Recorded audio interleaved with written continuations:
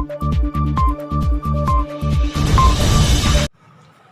इस वक्त मौजूद हूँ संभल में डॉक्टर शफीकुर रहमान बट साहब के पोते जियाउर रहमान साहब के पास। आप समाजवादी पार्टी के बहुत ज़बरदस्त कारकुन हैं। आज के हालात में किसानों के साथ क्या ज़्यादती है, क्योंकि संभल ज़्यादा बड़ा बिजनेस का इलाका नहीं है, ज़्यादातर किसानों से ताल्लुक़ रखता है। उनके ख़यालात जानते हैं, उनका क्या कहना है। आज संभल ही नहीं, उत्तर प्रदेश पूरे हिंदुस्तान में किसानों का बहुत बुरा सूरत हाल है।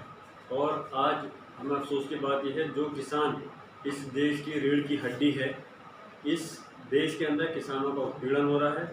और भी उत्पीड़न उस सूरत हाल में हो रहा है कि जब हिंदुस्तान आज़ाद हो चुका है, मैं समझता हूँ इतने बुरे हालात आज़ादी के बाद से कभी तक किसानों का भी ऐसा नहीं हुआ होगा। आज किसान अपना हक मांगने के लिए, अपना धरना प्रदर्शन करने के लिए मजबूर है।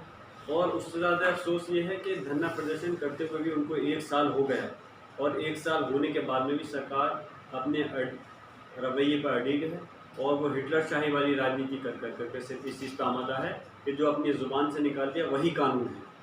आज लोकतंत्र को उन्होंने ताक पर रख रखा है बीजेपी की सरकार ने। किसान अगर अपना हक मांगने के लिए अगर सड़कों पर आएगा तो बाकी लोगों की फिर सूरत हाल क्या होगी, इस चीज़ से हम अंदाज़ा लगा सकते हैं।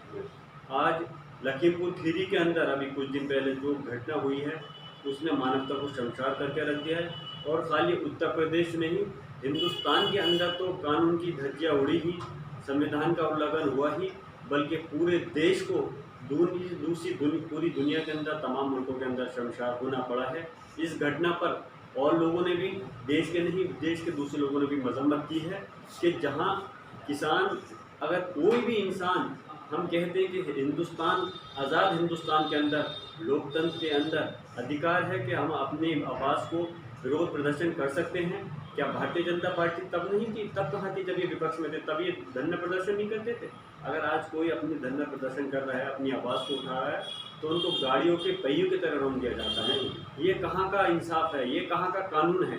इन लोगों के दिन लगभग करीब आ चुके हैं, और अल्लाह ने चाहा ये अपनी जड़ें, अपनी कब्र अपने हाथों से भारतीय जनता पार्टी के लोग खुद खोद रहे हैं कि जब वक्त आएगा आने वाले 2022 के अंदर, तो बीजेपी जिस बहुमत के साथ और धोखे दे करके जनता को जिस बहुमत के साथ सरकार बनाई थी, इंशाअल्लाह ताला इसके परिणाम 2022 में एकदम उलट आएंगे। और इस प्रदेश के अंदर किसान और तमाम मुस्लिम ख़ास तौर से और हिंदू समाज के जो लोग हैं, जो बीजेपी के धोखे में नहीं आने वाले हैं, सब लोग मिलकर के इस भारतीय जनता पार्टी का सूपड़ा साफ करने का काम करेंगे। और मुझे उम्मीद है इंशाअल्लाह कि 2022 के अंदर समाजवादी पार्टी की सरकार पूर्ण बहुमत से बनेगी, और भारतीय जनता पार्टी का नाम लेने वाला नहीं होगा। जो सूरत हाल इनकी अब से 10 साल पहले थी, उससे ज़्यादा इनका हशर हो जाएगा भारतीय जनता पार्टी का। क्योंकि इन्होंने खाली टक्कर पार्टियों से नहीं ली है। पार्टियों से तो चलिए सरकार होती है, विपक्ष होती है, आपस में कहासुनी होती है, टकराव होते हैं, लेकिन इन्होंने जिस जनता के साथ, किसानों के साथ, उनके साथ जो टक्कर ली है, वो उसका खामियाजा इनको भुगतना पड़ेगा। और इसके परिणाम इन्होंने अंदाज़ा नहीं करा होगा, वो परिणाम विधानसभा चुनाव के अंदर आएंगे कि पहले प्रदेश से सूपड़ा साफ होगा, और आने वाले वक्त में 2024 के अंदर भारतीय जनता पार्टी का हिंदुस्तान से, केंद्र सरकार से सूपड़ा साफ होगा। ये बहुत बहुत शुक्रिया। अभी आप सुन रहे थे जियाउर रहमान बट साहब को, उनके ख्यालात क्या थे और उनके क्या ख्यालात हैं, वो तो उनके क्षेत्र की जनता के ख्यालात हैं, क्योंकि वो मेहनत कर रहे हैं, लोगों से मुलाकातें कर रहे हैं और समाजवादी पार्टी के लिए काम कर रहे हैं। आपका बहुत बहुत शुक्रिया।